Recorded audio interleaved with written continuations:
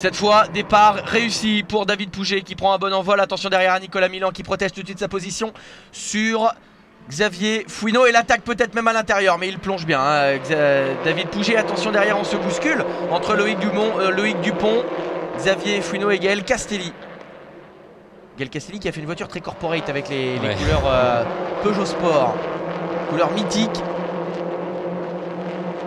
Xavier Fouineau et Loïc Dupont qui auront donc été côte à côte mais qui auront gardé leur position de départ avec également Gaël Castelli 5ème.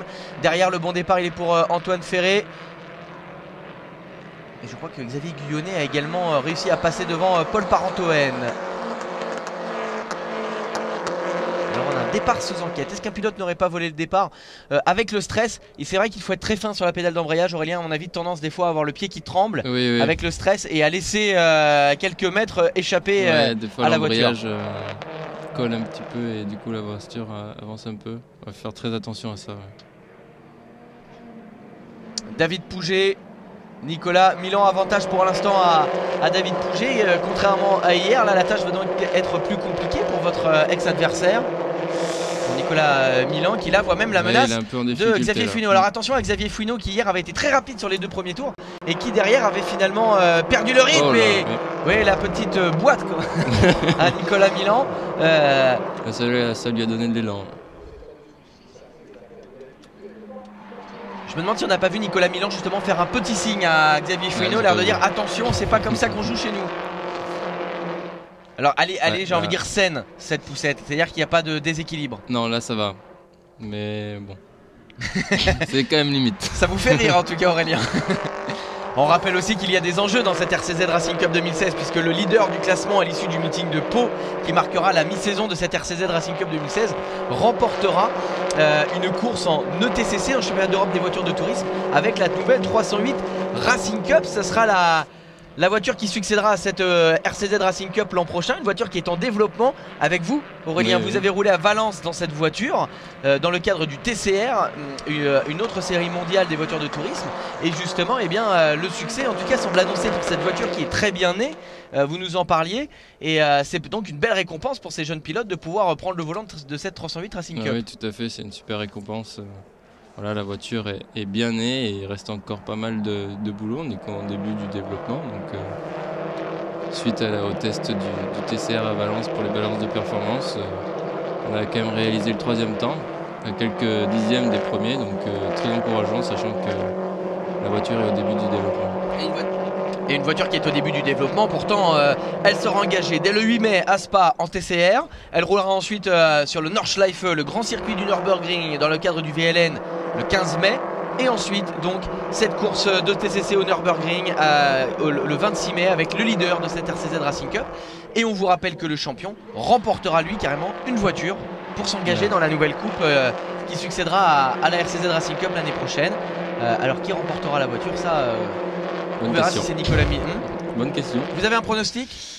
Ça va se jouer en... Il y en a 3-4 qui peuvent prétendre au championnat. Antoine Ferré et Pierre Courroy, ça c'est la bataille des jeunes du côté d'Antoine Ferré et de Xavier Guyonnet. Xavier Guyonnet, le pur produit Peugeot Sport, ce sont ses débuts ce week-end en RCZ Racing Cup, lui qui arrive des catégories des rencontres Peugeot Sport. Alors on n'en a pas beaucoup parlé hier puisque malheureusement sa course s'est arrêtée prématurément, mais c'est le grand retour de Gaël Castelli cette année en RCZ Racing Cup. Là aussi l'expérience de la Porsche qui peut vraiment aider Gaël.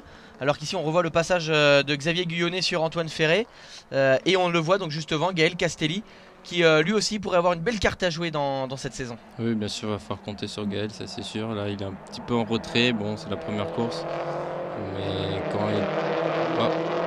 oui, attention, le contact là, le contact entre Xavier Guyonnet et Gaël Castelli.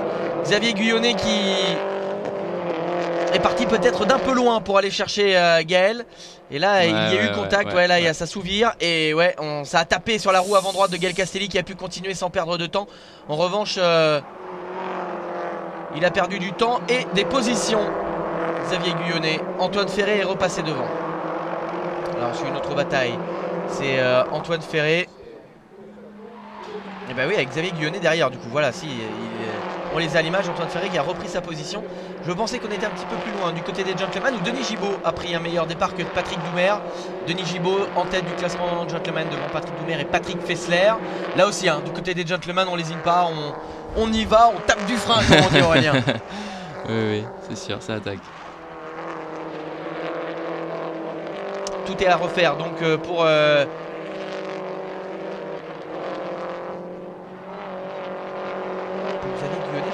il m'a semblé le voir au ralenti. Ouais, voilà, c'est bien ce qui me semblait. Il y a eu un problème pour Xavier Guyonnet.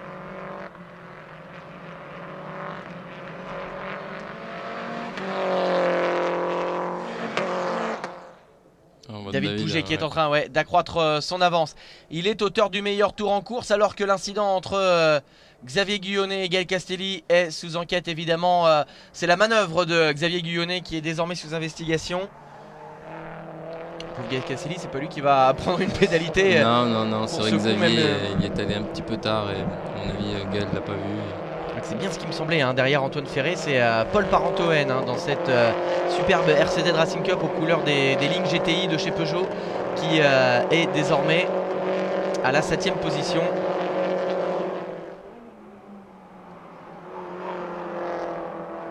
Et on voit les écarts qui se creusent. C'est un des circuits les plus techniques de la saison Nogaro, Aurélien. Oui, ça fait partie des circuits techniques. Après, les écarts sont assez faibles normalement ici. Non, c'est vraiment technique. C'est plein d'enchaînements, beaucoup de freinage en appui. Et on voit justement Xavier Fouineau qui en joue de ses appuis pour exploiter au mieux la piste, essayer de se rapprocher de Nicolas Milan qui vient de prendre le meilleur temps dans le deuxième secteur. En revanche, David Pouget est en train d'accroître son avance à plus de 2 secondes maintenant. Il a trouvé les bonnes pressions de pneus. Alors est-ce que des pressions de pneus trop basses pourraient donner l'avantage à un pilote en début de course, mais surchauffer la gomme et finalement le mettre en difficulté à la fin de la course? On va voir comment ça se passe. Je dis pas ça, j'ai pas de réglage. J'ai pas les réglages des pilotes, qu'on soit bien d'accord. Non, mais on va pouvoir s'en apercevoir d'ici 3-4 tours, je pense déjà. Là, c'est un peu tôt pour voir. Là, on voit que David, pour l'instant, il a une bonne avance en début de course. Après, est-ce que Nicolas et Xavier vont pouvoir revenir en milieu, voire fin de course? Alors du côté de l'équipe de David Pouget, justement, Pouget en tête, alors que derrière Patrick Doumer est deuxième, juste derrière, à 7 dixièmes seulement de Denis Gibaud. Donc là, il faut suivre ces batailles de tous les instants. Patrick Doumer qui reste au contact est là un petit peu plus loin. On suit le dépassement sur Stéphane Ventaja.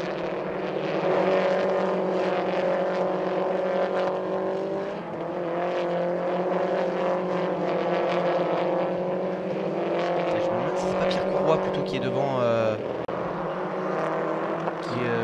Stéphane Ventaja a doublé Pierre Courroy, le Benjamin du plateau, le pilote de la montagne. Oui.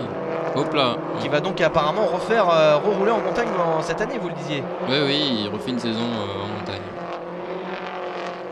Donc 2 programmes pour Pierre.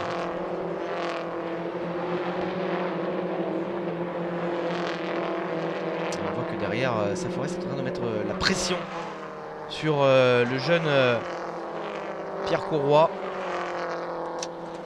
On imagine que le circuit et plus précisément la RCZ Racing Cup est une bonne école pour peaufiner les trajectoires avant de s'attaquer dans ces GT en montagne, car ce sont des voitures qui demandent un pilotage quand même très propre, Aurélien. Oui, tout à fait. Il faut être très propre. Alors attendez, on a un drive-through pour collision pour Gaël Castelli. Oui. Ah bon. Alors peut-être une autre action que nous aurions loupée, car je pense pas que ce soit l'action manquée face à Xavier Guyonnet. À moins que, vu sous un autre angle, Gaël Castelli coupe la route à Xavier Guyonnet, mais ça nous semble assez surprenant, à moins qu'il y ait une autre action qu'on n'ait pas vue. Attention, on n'a pas eu les caméras, on n'a pas eu les yeux sur toutes les actions. Peut-être un peu plus tôt dans la course. En tout cas, on va faire confiance à la direction de course sur cette décision qui, après déjà 5 tours de course, semble avoir été mûrement réfléchie.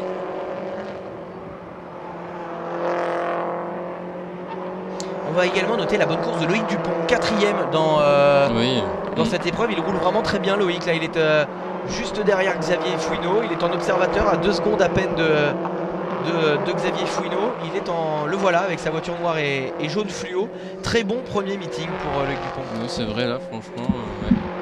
Très bon meeting. Il devance d'ailleurs Gaël Castelli, un ancien champion de Porsche. C'est quand même pas rien. Non, c'est sûr. Et là, Loïc Dupont, il est vraiment dans un excellent rythme. On a vu également derrière Paul Parentoen qui venait attaquer Antoine Ferré. Paul Parentoen, un transfuge des coupes de marque qui arrive en RCZ et qui lui aussi semble bien trouver ses marques. Oui, il court dans une équipe que vous connaissez bien, je crois. Bah oui, je le connais très bien. Oui, bah il s'y fait au fur et à mesure. Pas plus de pression que ça. Il prend comme ça vient et essaie de faire du mieux qu'il peut.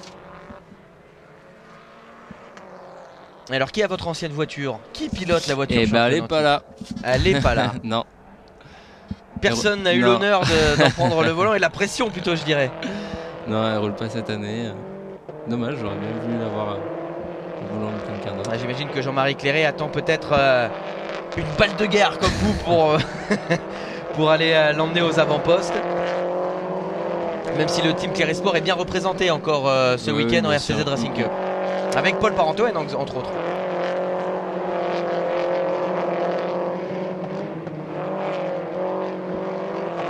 Alors que Nicolas... Oui, David Pouget pour l'instant leader. 3 secondes d'avance sur Nicolas Milan. Mais attention, Nicolas Milan est en train d'améliorer les différents secteurs.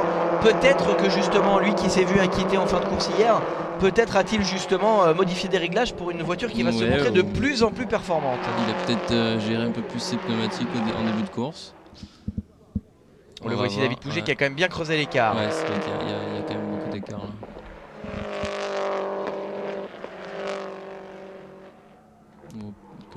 Peut-être que David gère un petit peu. Ouais, vous pensez que David en garde peut-être sous le pied? C'est possible. C'est le style un peu de David Pouget? Oh oui, David est très propre. Il est... Bonne connaissance aussi hein, bien sûr, des Peugeot, de ses coupes de marque. Beaucoup d'expérience, donc c'est possible. C'est en tout cas lui qui pour l'instant est en tête. David Pouget qui avait réalisé les 2 pôles positions hein, ce week-end. Donc déjà on sait qu'en termes de performance il est au rendez-vous. Et ça aussi ça doit mettre la pression à Nicolas Milan, à Xavier Fouineau ou même à Loïc Dupont. Là on sait qu'on a un pilote déjà en termes de vitesse pure qui est au rendez-vous. Oui, tout à fait.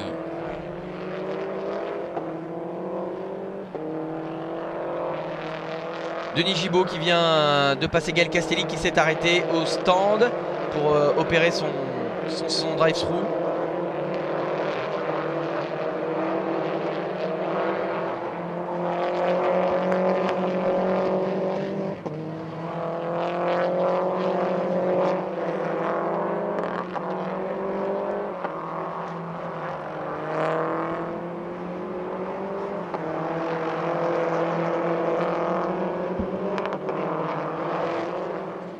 Et on a ici Antoine Ferré désormais sous la menace de Paul Parentoen qui est en train de remonter. Et derrière Denis Gibaud qui pourrait observer un rôle un peu plus important qu'observateur.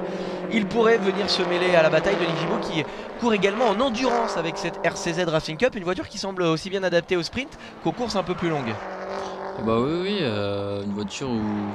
Bon, après tout dépend, je pense qu'elle ne roule pas en endurance dans cette configuration. Et je crois que la 308 Racing Cup est aussi attendue en endurance. D'ailleurs, cette date en VLN le 15 mai, c'est de l'endurance. Oui, tout à fait. Et alors si je me trompe pas, ça veut dire qu'en 4 week-ends elle va courir 3 fois au mois de mai. Le 8 mai à Spa en TCR, derrière elle sera au VLN le 15 mai là cette fois-ci en endurance, pour finir le 26 mai au Nürburgring avec le leader de la RCZ Racing Cup.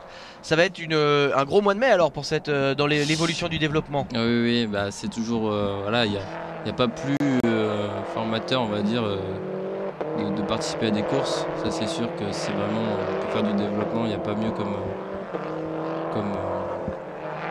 épreuve on va dire, pour vraiment se situer et pour pouvoir la fiabilité de la voiture. Donc oui, forcément c'est très bien.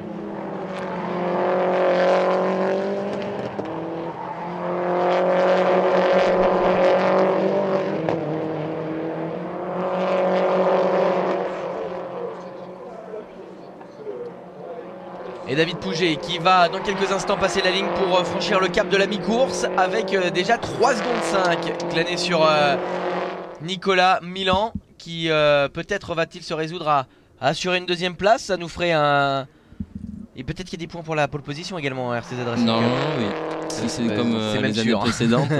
C'est même sûr. Il y a les points de la pole position au bénéfice d'un David Pouget qui, dans les circonstances actuelles, pourrait ainsi repartir en tête du championnat. Oui.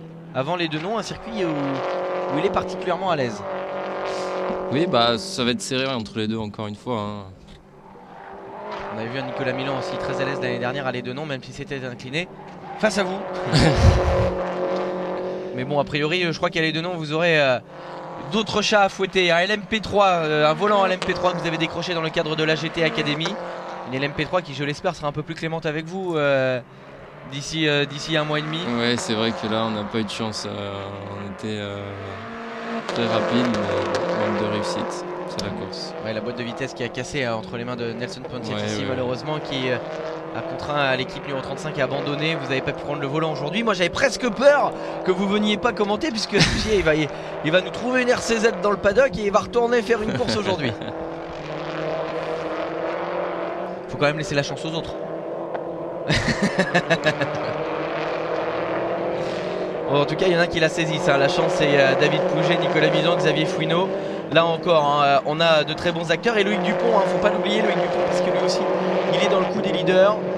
Derrière, Antoine Ferré et Paul Parenteau continuent de s'affronter, alors qu'on les a à l'image, nos gentlemen. Regardez, Denis Gibaud, Patrick Doumer, Patrick Fessler.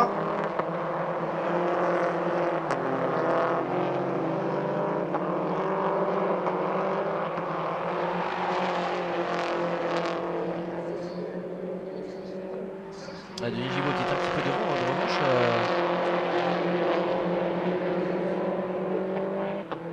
Patrick Fessler serait bien passé devant Patrick Doumer. Avec Stéphane Adela. Ouais, Patrick Doumer qui a dû nous faire une petite incartade hors piste où il y a dû avoir quelque chose, puisqu'il a perdu 2 places au bénéfice de Patrick Fessler et de Stéphane Ventaja.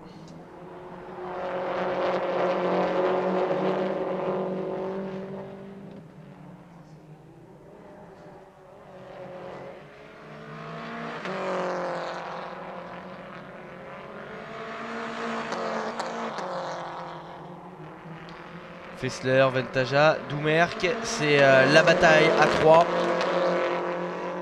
avec la deuxième place des gentlemen à la clé pour peut-être Patrick Fessler qui emmène ce joli peloton. Mais attention à l'aspiration, Stéphane Ventaja qui s'est peut-être décalé un peu tôt là en bout de ligne droite.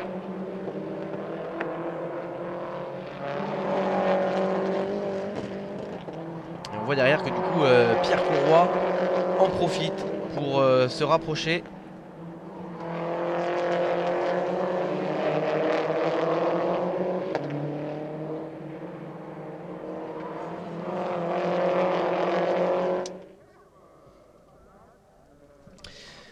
David Pouget, retour sur la tête de course avec une avance encore augmentée devant Nicolas Milan, 4 secondes.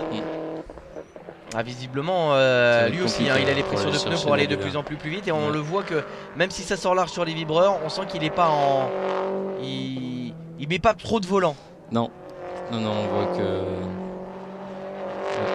Ouais, l'erreur de Patrick Doumerc, qu'on avait peut-être déjà vu un peu en difficulté dans cette course, et qu'il a... Oula, oui, il l'a perdu juste avant l'ancienne ligne droite des stands.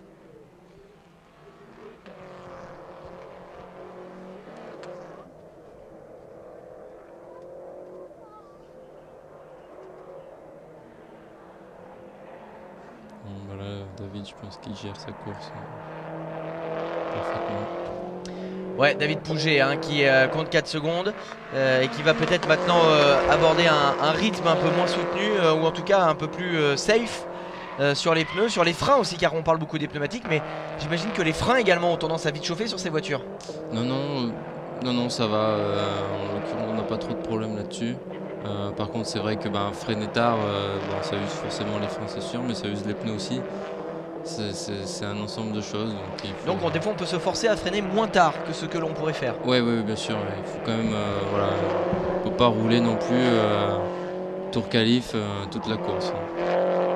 On va être vite au début, mais après, c'est la régularité qui paye. Donc on se force à freiner un peu plus tôt. Peut-être à reprendre l'accélérateur un peu plus tôt aussi, du coup, Voilà, il faut pour essayer mieux d'être enrouler. le plus propre possible pour voilà, tirer le moins possible sur le train avant. Donc ça veut dire moins tourner, ne pas trop Voilà, contraindre voilà. le volant. Mm. Et c'est peut-être pour ça qu'il cède des vibreurs alors. Ah, bah, tout à fait, hein, dans les catégories comme ça, il faut céder un peu des vibreurs pour faire pivoter la voiture.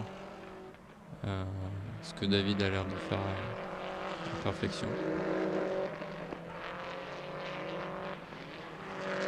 Ah ouais, ouais, attention. Hop. Oula, ouais, le contact Gibaud, ouais. Denis Gibaud, victime de la glisse. C'est Antoine Ferré, je crois, qui avait perdu le contrôle après cette bataille face à Paul Parentehoen.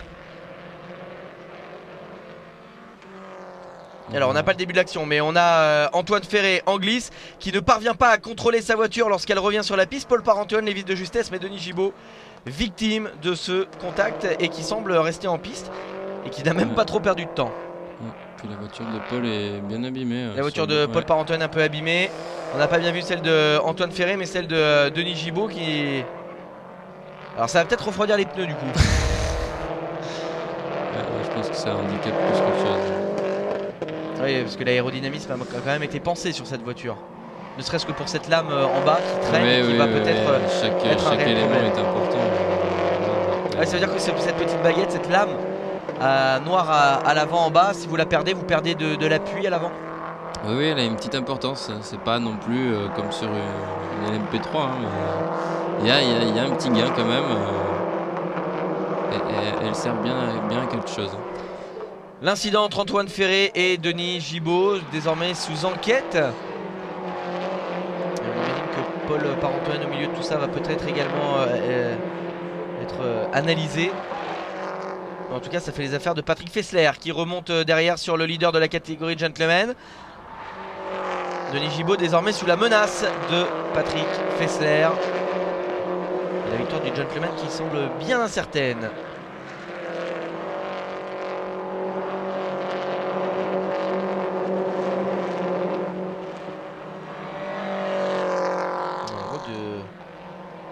Du côté d'Antoine Ferré, on ne démérite pas hein, l'attaque qui continue.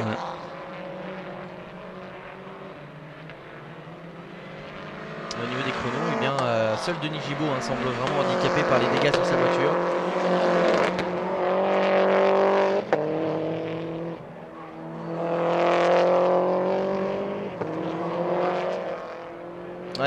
Si le phare est parti, ça fait une prise au vent, j'imagine, en ligne droite.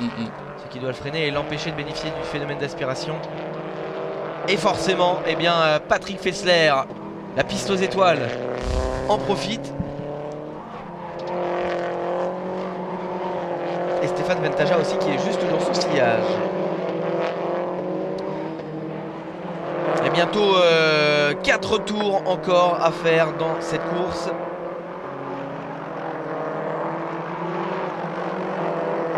Et j'imagine qu'en plus de votre rôle de pilote de GT, on vient encore peut-être vous solliciter alors qu'on voit Patrick Doumerc en difficulté et au ralenti sur le bord de la piste. J'imagine que ces pilotes de la 308 Racing Cup, il y en a quelques-uns qui viennent peut-être glaner quelques conseils auprès du double champion en titre. Oui, pas tellement quand même. Ça va. Pas très malin. Non, mais après, que je ferais. J'hésite pas, si je peux donner quelques conseils, c'est avec plaisir. Je cache pas grand chose. J'ai mes petits secrets, mais disons que bon, je peux donner quelques conseils, ça me dérange pas. Il y a une bonne ambiance sur la RCZ Racing Cup.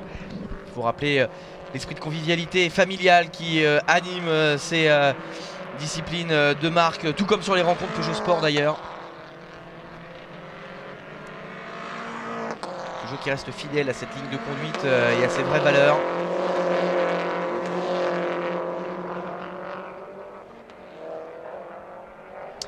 Eh bien, toutes ces touchettes auront quand même fait l'affaire de Paul Parentehoen, car malgré les stigmates à l'avant gauche, c'est lui qui aura réussi à se dégager de ce groupe de furieux. Oui, tout à fait. Je peux les nommer ainsi.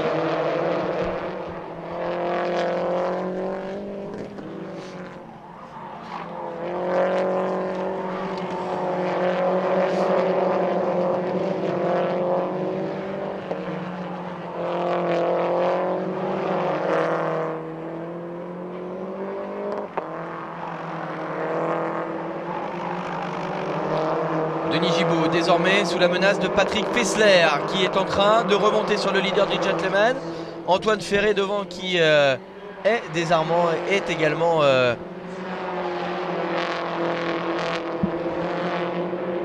à portée de main du pilote gentleman.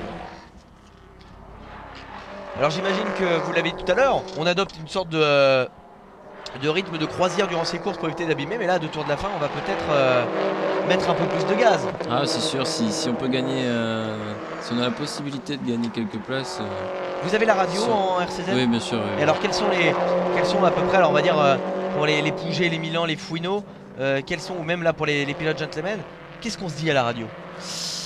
Alors, ça, on donne les informations du concurrent, hein, si ça remonte, si ça remonte pas. Ce qui peut nous aider à gérer notre course.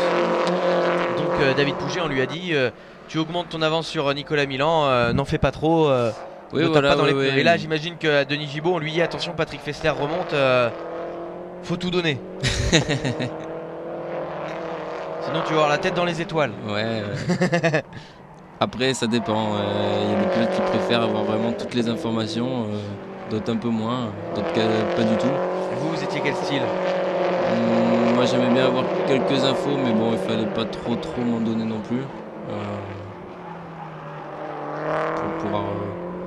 C'est bon. Des fois il y a des informations qui servent pas à grand chose, hein, en général quand un pilote remonte derrière, on le voit rapidement. Donc,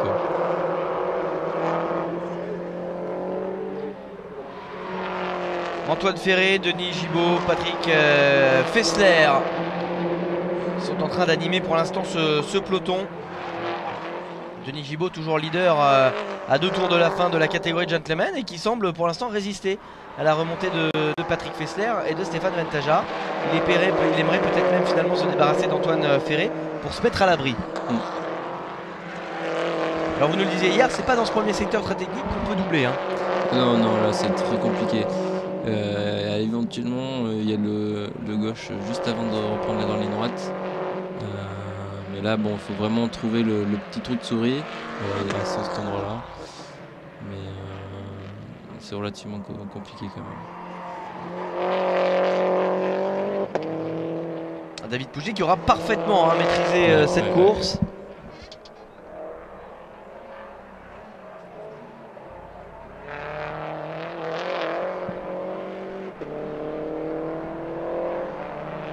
Et ça y est, il y va, il le tente. Patrick Fessler qui est allé légèrement au contact sur Denis Gibaud. On va bientôt attaquer le dernier tour et tout reste à faire dans la catégorie gentleman. Stéphane Ventaja qui va jouer un rôle d'arbitre déterminant dans cette bataille. Ouais, alors là, Patrick Fessler, il doit à la fois regarder dans les rétros pour se dire il faut fermer les portes, il faut également... Et ouais, voilà, Stéphane Ventaja, s'il doute Patrick Fessler, il va peut-être réduire ses chances d'aller gagner la catégorie gentleman. Ça fait les affaires de Denis Gibaud, ce dépassement de Stéphane Ventaja. Et c'est le tout jeune Pierre Courroy derrière qui est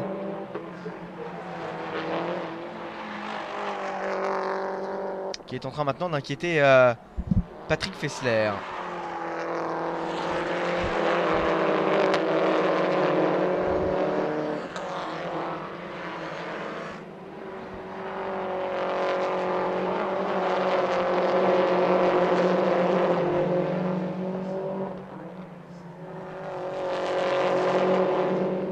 Là, il y va. Et ouais, là, Patrick Fessler qui essaye de se protéger alors que Denis Gibaud lui est remonté sur Antoine Ferré. Et peut-être qu'une dernière explication s'impose avant de passer le drapeau à Damier. Et là, malgré les stigmates de la précédente touchette, eh bien, peut-être qu'à l'aspiration il va réussir à tenter quelque chose. Il le tente, il se décale. Denis Gibaud, ouais, à l'intérieur, ouais, avec les dégâts, trop de prise au vent pour que l'aspiration fonctionne.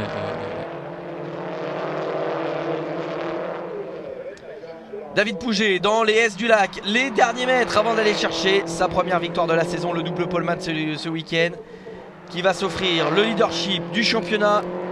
Deuxième hier, premier aujourd'hui, victoire de David Pouget. Nicolas Milan, deuxième. Xavier Fouineau complète le podium, troisième.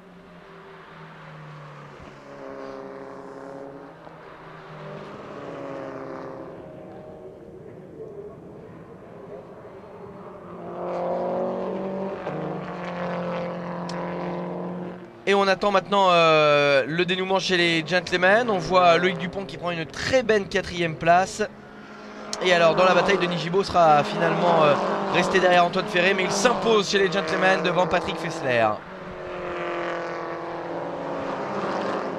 Belle bataille, hein. Belle bataille dans cette course qui démontre encore bien l'esprit de la RCZ. Et alors, puisque c'est vos grands débuts de journaliste ce week-end, Aurélien, vous avez fait des sujets, vous avez commenté. Eh bien, c'est vous qui allez choisir quelle question Guénel Longy va poser à David Pouget. Oula. Son plat préféré, non, je rigole. Hein. On vous en a assez demandé ce week-end et vous êtes parfaitement prêté au jeu. Je profite de ce tour de décélération pour vous remercier encore une fois. Ben, avec plaisir. Hein. Merci d'être resté, surtout aujourd'hui où ça a peut-être pas dû être facile pour vous. Non, non. Journée assez décevante, mais bon. Voilà, c'est le sport auto, c'est comme ça.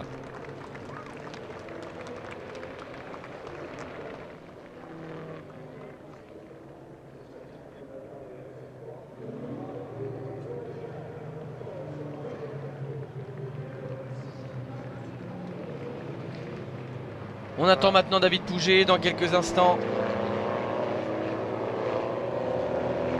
Qui va rejoindre Guénel Longy sur la ligne d'arrivée. Sans aucun doute, il le montre, hein. Il est prétendant au titre cette année. Oh oui, oui. Ça, de toute façon, c'était évident. Hein.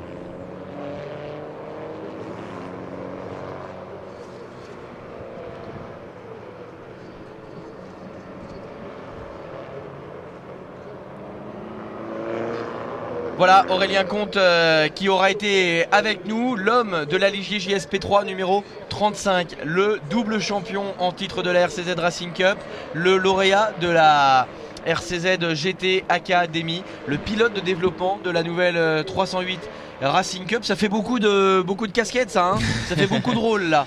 Oui, c'est vrai. Nouveau journaliste bon. Sur le GT Tour, vu tout ce qu'on vous a mis à contribution ce week-end. Et Guénel veut peut-être même vous laisser son micro la prochaine fois. Oh non.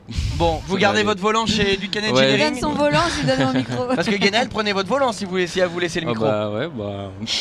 Bon, il a pas l'air convaincu, Guénel.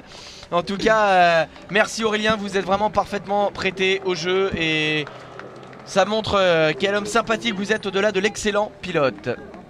Le pilote GPA Racing qui vient de rejoindre la ligne d'arrivée devant Nicolas Milan et Xavier Fouineau. Xavier Fouineau pareil, hein, 2 fois 3ème ce week-end. Il lui en manquait peut-être un petit peu sur ce circuit Nogaro, mais c'est pas pour ça qu'il lui en manquera sur les prochaines courses. J'ai l'impression qu'il s'est un peu rapproché par rapport à hier. Il a gagné en constance là, donc oui, ça va forcément être un client aussi à surveiller.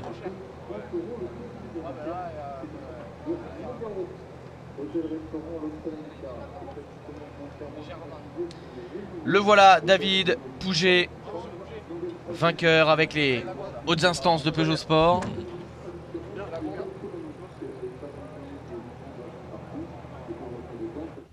En tout cas, il se Bravo semble. David, vous vous êtes donné chaud au volant pour cette deuxième course du week-end. Hier, c'est Nicolas Milan qui l'avait emporté. Aujourd'hui, vous lui avez rendu la monnaie de sa pièce, si on peut dire ainsi. Et vous voilà finalement dos à dos, l'un et l'autre, en repartant de Nogaro. C'est ça, hier on est parti en pole position, je ne suis pas parti. Donc du coup Nicolas est parti, il a pu gagner. Aujourd'hui on est reparti en pole, on a réussi à gagner. Donc voilà, ça fait du bien, un partout, balle au centre. La suite au prochain épisode. On a hâte de voir ça, bravo David en tout cas, et félicitations pour votre victoire. Bravo David Pouget, première victoire de la saison. Il repart même avec un petit peu d'avance au championnat sur Nicolas Milan grâce à ses 2 pole positions. Mais ça nous annonce encore une saison extrêmement serrée sur Xavier Fouineau, sur Nicolas Milan, sur David Pouget, sur Loïc Dupont. Et on rappelle la double victoire de Denis Gibaud ce week-end, un gentleman, mais ça aura été très chaud aujourd'hui. Hein. Oui, c'est sûr, hein, bagarre à tous les étages. Ah, il aura fallu se battre. Ouais, surtout chez les gentlemen où c'était viril. Mais bon, jolie course de leur part.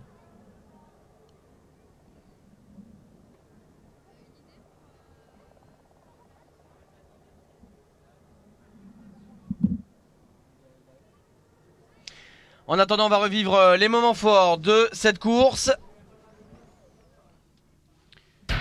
Avec David Pouget qui partait en pole position. Forcément, c'était un avantage dès le départ pour se placer tout de suite devant Nicolas Milan qui aura malgré tout tenter. Sa seule tentative dans cette course aurait été dès le départ.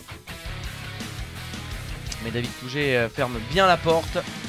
Derrière, Xavier Fouineau et Loïc Dupont ainsi que Gaël Castelli tentent de se frayer un chemin vers la 3e place. Mais c'est bien Xavier Fouineau qui va la conserver.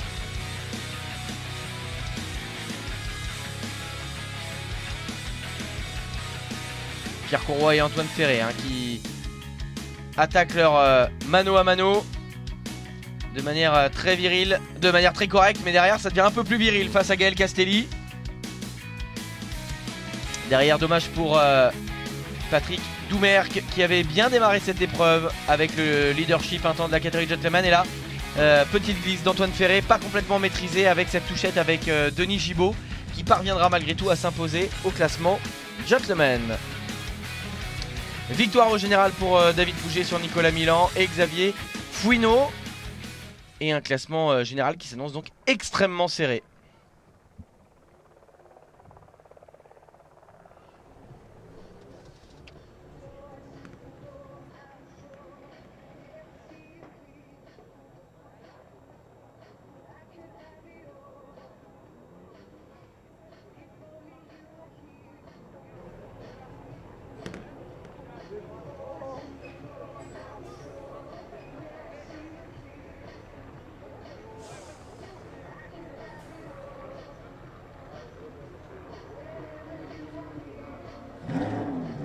Vous revoyez le tracé du circuit de Nogaro.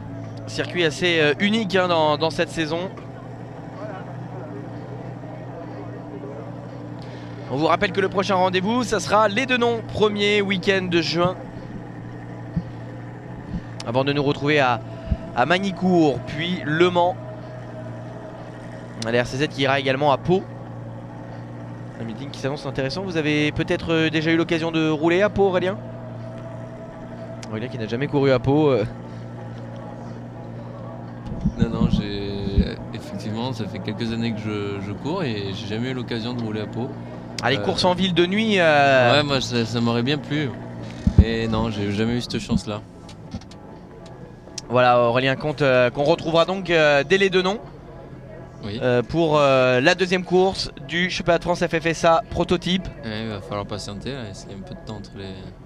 Vous avez des essais prévus peut-être non, avec la 308 Racing Cup ou en LMP3? Alors l'MP3 pas pour le moment, après avec la 308 oui il y aura certainement. Ah voilà des informations intéressantes, ça veut dire qu'on va continuer finalement à développer cette voiture. Oui bien sûr. On va essayer de faire du mieux possible. Et elle vous fait envie? Oui, oui, je prends énormément de plaisir au volant de cette voiture. Allez, on va vivre ensemble la dernière cérémonie du podium de ce week-end en RCZ Racing Cup. En commençant par nos valeureux gentlemen qui jusqu'à la fin ont été obligés de travailler. Et sur cette troisième place, eh bien, c'est monsieur Thierry Boyer qui va venir nous rejoindre. Bravo Thierry. Voilà, on va commencer par le podium des gentlemen. Avec Patrick Doumerc qui prend malgré tout la troisième place après une course relativement difficile. Patrick Fessler, deuxième. Là c'est les vrais de vrais. Ils étaient là à la première heure. Et Denis Gibaud qui s'impose, qui aura réussi à sauver sa course malgré les dégâts sur sa voiture. Le grand Denis Gibaud. Ça est bien sorti. Ça aurait pu être pire.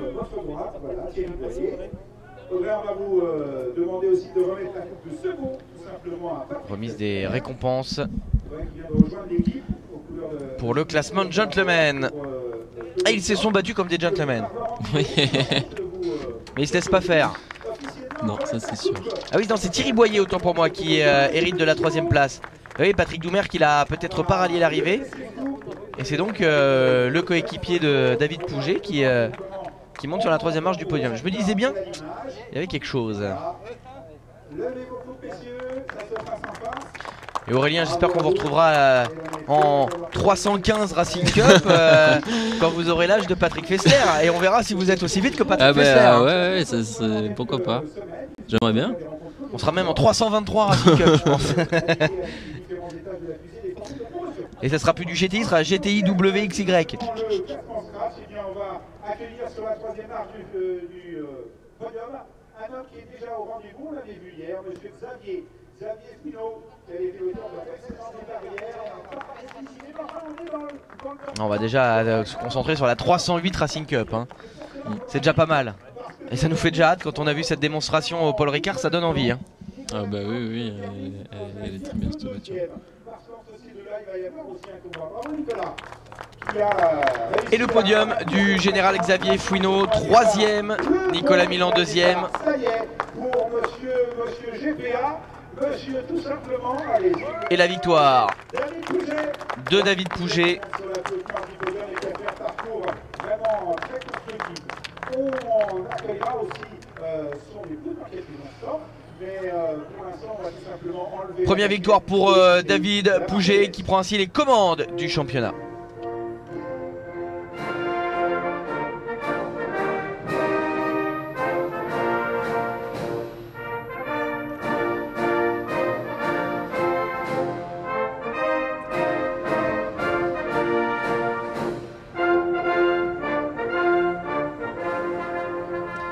Voilà, messieurs, mesdames, je vous propose maintenant de remettre les coupes au trait à Xavier Finot, ce qui concerne la 3e place qui lui revient de voir du fait des efforts et de cette récompense, la médaille d'argent pour monsieur Nicolas Milan. Voilà pour la RCZ Racing Cup. Merci Aurélien. Le prochain rendez-vous, tout ça pour la RCZ Racing Cup. Alors la RCZ Racing Cup pour la Pau pour le prochain rendez-vous. Pour ce qui est du GT Tour, ce sera les Denons au mois de mai. Merci d'avoir été avec nous et on va se quitter avec le plus beau rayon de soleil de ce week-end dans le Gers, c'est Guénel-Longy. Dans le ciel aussi du soleil. Adrien, on l'a pas vu. Merci à vous, messieurs. Merci à Aurélien Comte de nous avoir accompagnés tout au long de ce week-end parce qu'on l'a beaucoup sollicité, vous l'avez déjà dit. Je suis déçue, Adrien, de ne pas vous avoir à mes côtés pour terminer ce live du GT Tour. D'habitude, vous êtes toujours avec moi? Adrien, non, il est parti, ça y est, il est parti. Bon, allez, ainsi s'achève ce premier meeting de la saison du GT Tour ici à Nogaro. Adrien vous l'a dit. Le prochain rendez-vous, ce sera toujours dans le sud de la France, mais dans le sud-est. Cette fois-ci, du côté de l'Édenon, les 4 et 5 juin prochains. On se quitte, nous, sous le soleil. Très belle fin de journée à tous et on se dit à l'Édenon.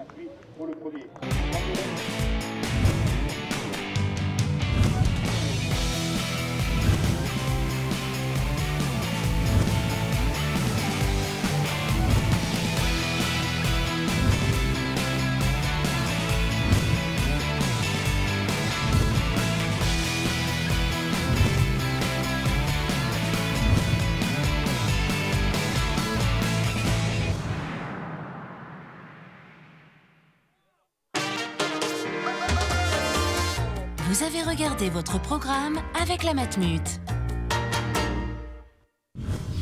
Le GT Tour vous a été présenté par Motul, partenaire officiel.